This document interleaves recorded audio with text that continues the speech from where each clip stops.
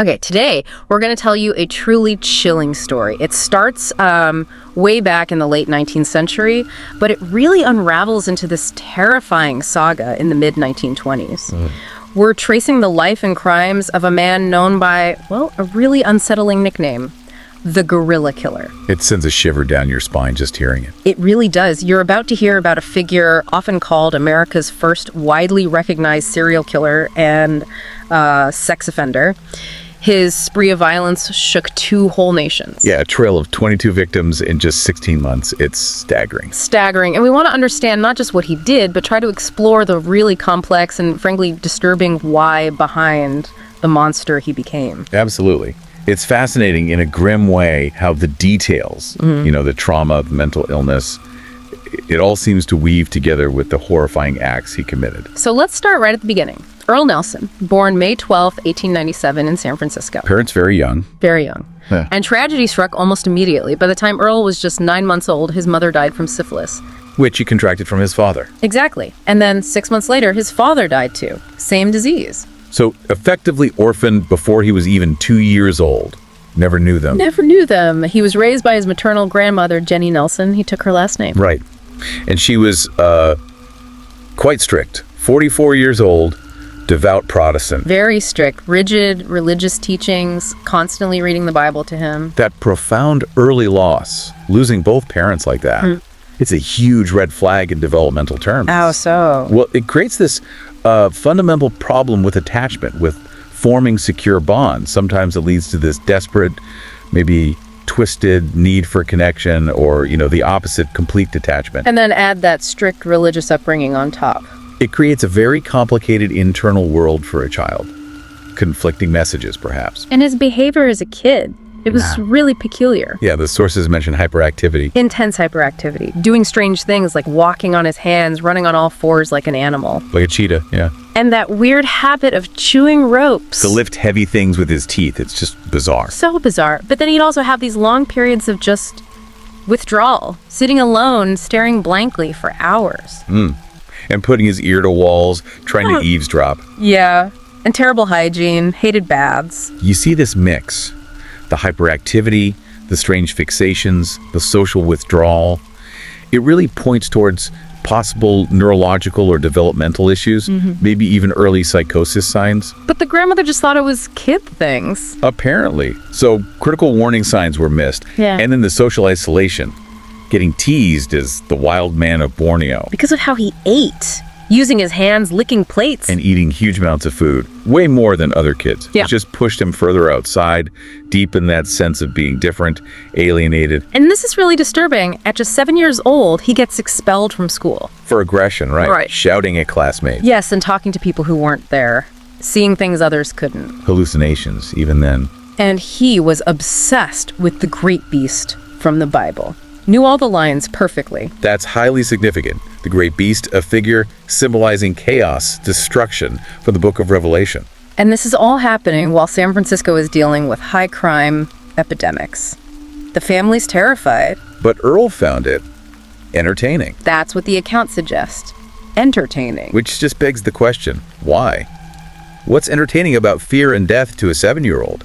It suggests this profound emotional detachment, maybe even enjoying the chaos. A completely different reaction to his family's fear. A huge divergence in emotional processing very early on, and that great beast obsession for a kid struggling with, maybe dark impulses in this strict religion.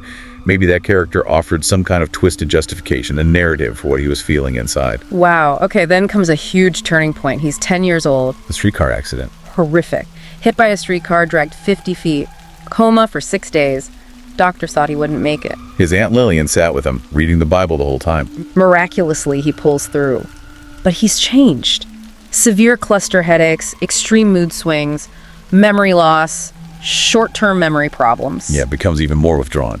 Barely speaks outside the family. That traumatic brain injury, the TBI, that had to have a massive impact. Oh, absolutely. We can't know the exact neurological damage, but injuries like that, especially young, they can worsen existing issues. Drastically change personality, cognitive function. That impulse control. Exactly. Frontal lobe damage often affects that. Decision-making, emotional regulation, the headaches, the memory loss.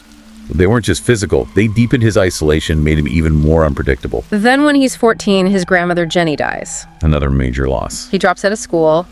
His Aunt Lillian, now 22 and married, takes him in. Her husband wasn't keen. Understandable. She pitied him, felt sorry for this strange nephew. But his behavior just gets worse. Starts peeping at women bathing. Voyeurism. Uncontrolled sexual urges surfacing. Yeah, and staring intensely at female guests made them really uncomfortable. So much so that people stopped visiting Lillian's house because of him. It's a clear, alarming escalation, especially the sexual deviancy. Lillian's kindness, while well-intentioned, maybe gave him space for these things to grow without firm boundaries. She must have been worried for her own kids. Definitely. It highlights the real danger he posed, even then, and the lack of understanding back then about how to handle it. His work life was just as messy, tried different jobs like art. Couldn't hold one down for more than a couple weeks. Too erratic. Sometimes he'd work hard, other times just stand there staring blankly for hours. Coworkers thought he was incredibly odd, talking to the sky, wandering off. And eventually his wandering leads him to the Barbary Coast in San Francisco, the red light district. Right. Big turning point there, too. He's 25. Has his first experiences with prostitutes, becomes sex addicted, apparently. Develops a preference for older women. It's that contrast again, isn't it? The moments of seeming discipline, like working diligently for a short time, versus this hidden, chaotic life. Shows he could deceive people. A growing ability for deception, compartmentalizing. The Barbary Coast gave him an outlet, anonymity for these impulses that were clearly boiling up inside him. And this path leads him straight to prison. First time, 1915. He's 18. Caught stealing from a cabin. Gets 2 years in San Quentin. But here's the thing, he's a model prisoner. Yeah. Always reading his Bible. Gets out a year early for good behavior. But Lillian, she's had enough. Kicks him out for good. So he becomes homeless. Wandering LA, getting arrested repeatedly for theft, more jail time. That pattern. Good inside, destructive outside. Yeah. Feels strategic. It really does. Suggests manipulation, conforming only when necessary, not a real change. That manipulative intelligence is key here. During World War I, he tries the army, uses an alias Earle Farrell, his father's name. Works as a night guard but doesn't like it. Deserts. Then tries the Navy, another alias. Works as a cook. And his Navy buddies thought he was strange, too. Yeah, same stuff. Constant Bible reading, complaining about headaches, staring blankly. The deception continues. Even in the structured military environment, he can't escape his issues or hide them completely. And those headaches, they become important. Because they land him in a Navy hospital. And the doctors find more than just headaches. They diagnose mental abnormalities, visual and auditory hallucinations. Plus syphilis and gonorrhea, likely from the Barbary Coast days. Which gets him transferred to a psychiatric facility, Napa State Hospital. Okay, so this is crucial.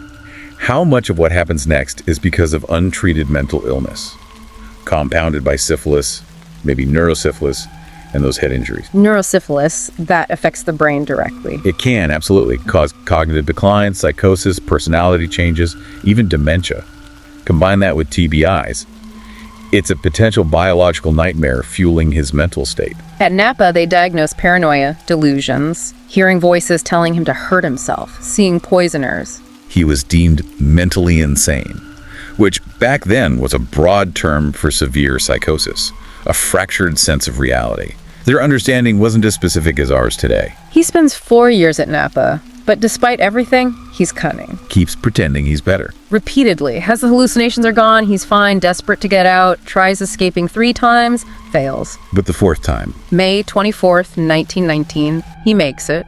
And the staff, maybe they were tired of chasing him, they just let him go. Just let him go. Wow. He goes back to Aunt Lillian. She can't let him live there, but helps him get a janitor job at St. Mary's Hospital, using another alias, Evans Fuller. That escape. Fooling his caregivers. It just highlights his manipulative intelligence again.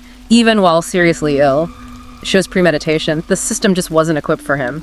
At St. Mary's, he meets Mary Maddows. She's 58, he's 22, she's 36 years older. Drawn to her motherly nature, perhaps, seeking that figure he never had. Maybe subconsciously. They get married, August 1919, but it doesn't last long. The happiness, you mean?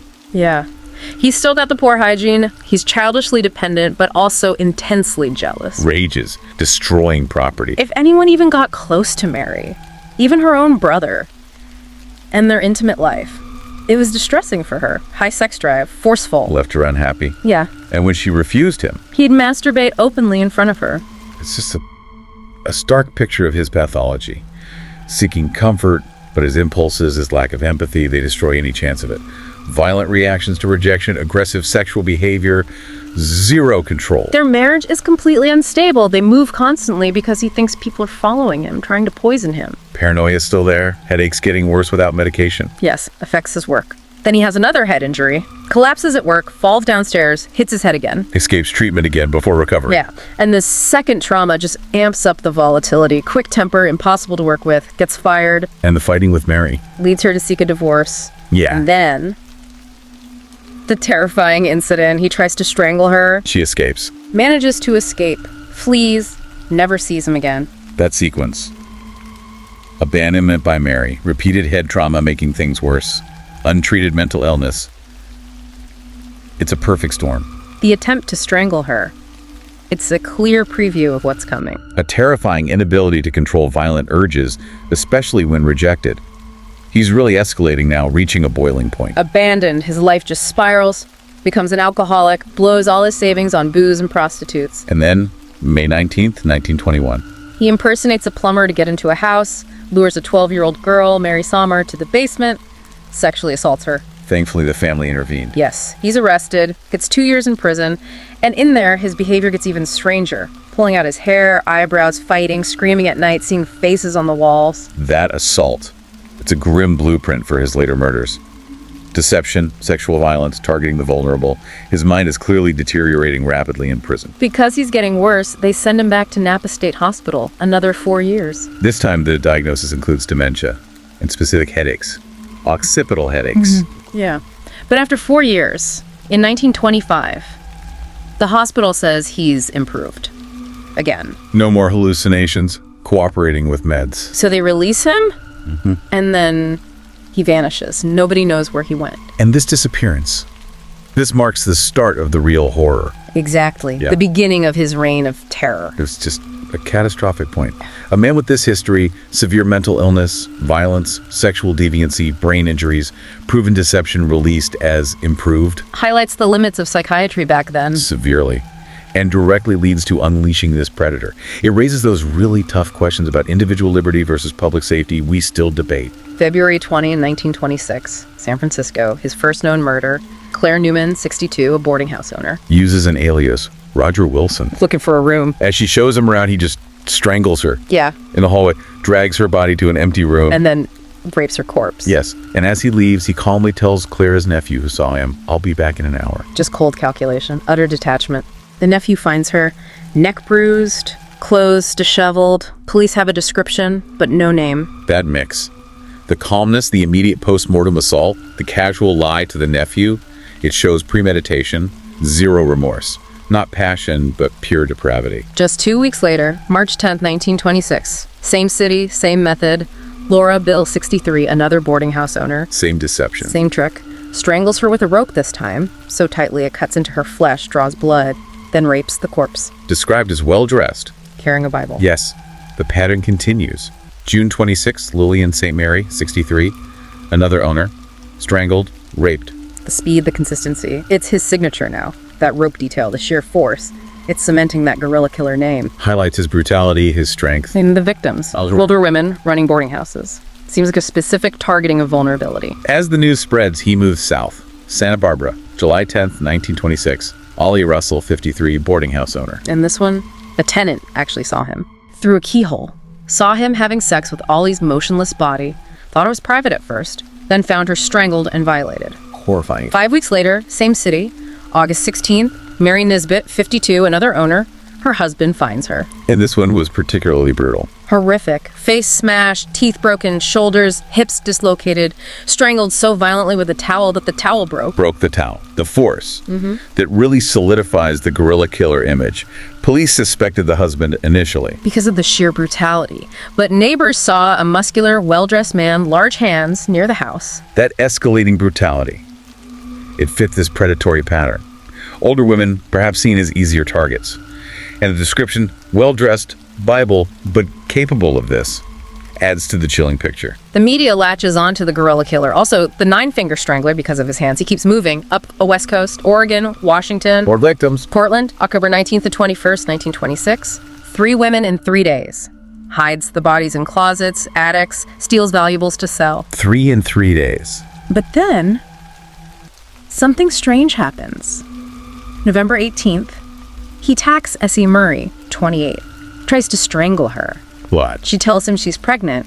He stops, seems shocked, flees, leaves her alive. Leaves her alive. She described him too well-dressed, about 170 centimeters, big hands, the Bible, Yeah. and she noted he'd often point to the ceiling, maybe to distract victims before attacking. That's a fascinating break in the pattern. Sparing her because she was pregnant. It's a flicker, maybe, of some buried moral line. Or that religious conflict, the great beast idea. It complicates things, doesn't it? It does. Shows it wasn't just mindless violence. There was still something in his disturbed mind that could occasionally override the impulse. Maybe a deep-seated taboo. Meanwhile, police have a sketch now. They're tracing stolen items. Find out he stayed at a boarding house in Washington. The owner identifies him. Yes. And says he left behind a ring from one of the victims. Also said he planned to go east, not come back west. So the net is closing in. That sketch gets distributed widely. And suddenly people recognize him. Aunt Lillian. His estranged wife, Mary Matos. Even staff from Napa. They all confirm it's Earle Nelson. There's a $1,500 bounty. Huge manhunt. Crossing borders now. June 16, 1927, he's spotted. Where? Minot, Manitoba, Canada, just 12 miles from the U.S. border, calmly eating a sandwich. Calmly eating a sandwich. The audacity. Police approach him. He denies everything. Says his name is Walter Wilson. Keeps up the They deception. kill him overnight. No guard assigned. He escapes. Again, unbelievable. But the Canadians alert the U.S. authorities. Nelson gets on a train heading back to the U.S. Doesn't know American officers are waiting. They arrest him on the train. Yep. Fingerprints confirm it. Yeah. It's Earle Nelson. Game over. That capture. Even then, his calmness, the false identity, it speaks volumes about his cunning, his manipulation, despite all the underlying mental issues. And his denial even caught red-handed with so much evidence. It's part of the profile. Total disconnect from reality, or just pure deception right to the end. Even after they know who he is, he keeps denying it. I'm a man of God, he says, couldn't hurt anyone. Tells the press he only killed on Saturdays, then takes it back. Just bizarre statements. His trial starts November 1st, 1927, over 60 witnesses. Family, neighbors, survivors. The defense tries insanity. Yeah. Referencing Napa. They try, but the court rules against it. It says his planning, his deception showed he understood his actions, deems him sane enough for trial, and a severe danger. The legal standard, then. Different from today's understanding of mental illness and culpability. The trial is quick. Ends November 5, 1927. Sentenced to death by hanging. Executed when? January 13, 1928, in Winnipeg, Canada.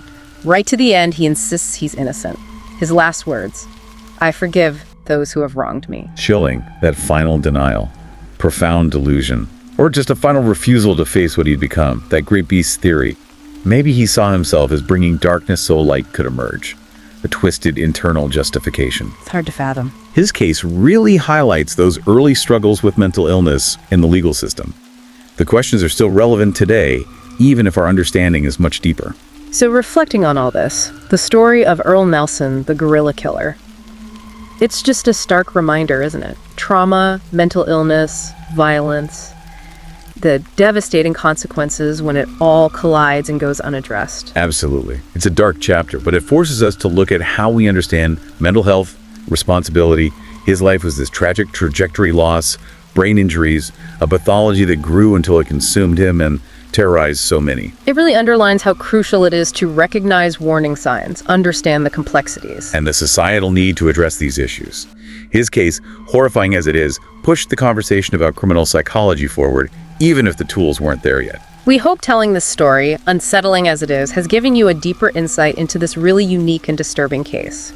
It makes you think how much our understanding has evolved since then. What stands out to you about his path? How might things be different today? Definitely food for thought. If you found this story captivating and you want more stories like this, please show your support. Yeah, like the video, share it if you know others interested in these complex cases. And please subscribe to our channel, Horror Docs. Your support really helps us keep bringing these compelling, often difficult stories to light. Thank you so much for joining us.